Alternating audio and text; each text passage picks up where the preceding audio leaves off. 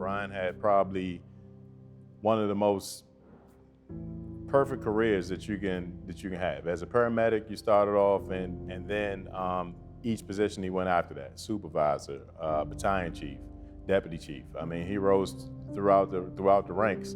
His impact is going to be huge. I mean, there's going to be some very, very, very tall shoes to fill if someone can do it. And I started working at Prince William Hospital, and there I was able to still kind of practice a similar amount of medicine. At night we were able to run all of the cardiac codes, the meds and things like that were brought in by the nurses, but administered by the technicians. So I really got confident in my level of skills at that point. They kind of helped guide me into, spend some time getting to know an EMS system, getting to like an EMS system. And some of the friends that I had met through Alexandria EMS by then had started calling and saying they were hiring. So that really sparked my intrigue and applied for an application. In April of 1997 was when I was hired. Brian struck me from the very beginning. He was someone who was extremely passionate about life in general and about the profession of EMS.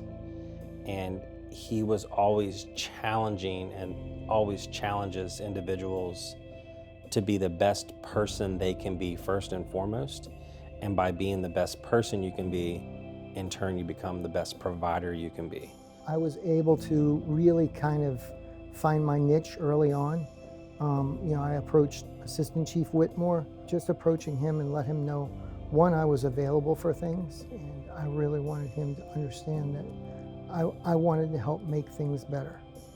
He just always wanted you to be better. He didn't force you to go to training. He made you want to go to training. He didn't want you to care about people. He made you want to be passionate about the job. And you can't force that upon people. You just, again, have that presence of passion and dedication to a career that he had for so many years, and that certainly makes an impact on me. One of the things that I'm most proud of was getting involved heavily in the EMS Council.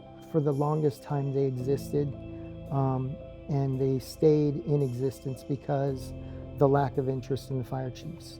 Brian's made an impact. His primary goal has always been to improve the EMS system in the country, not just here in Alexandria, which he's done a phenomenal job of, but throughout our region and our state.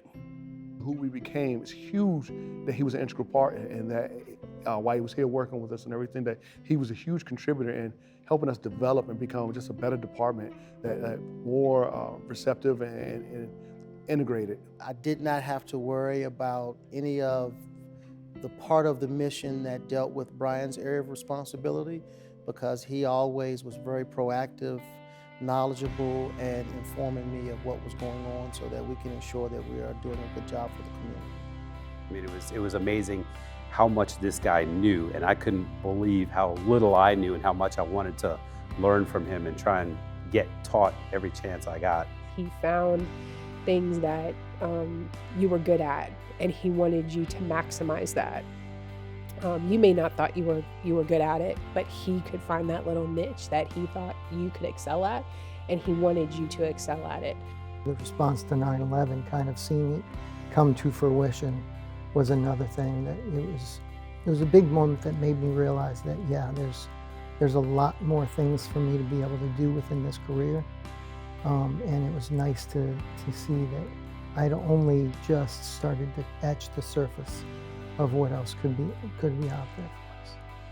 He's established himself as such a credible and recognizable figure in the Northern Virginia region and beyond. And to be able to be on those committees and in some of these different groups with him, I've learned so many things. It's just insane how much I've learned from him. And to be able to have a mentor like him and a friend like him is just priceless. Don't ever turn down a challenge. There's been a number of times where I've taken on a class that I really had no idea what I was getting ready to take myself into. But, you know, put yourself out there, put in for an opportunity to go to the National Fire Academy. Look for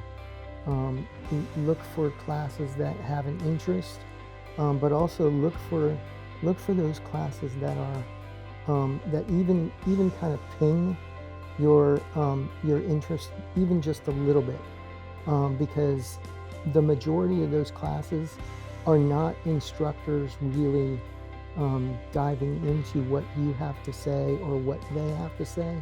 They're not there to impart knowledge.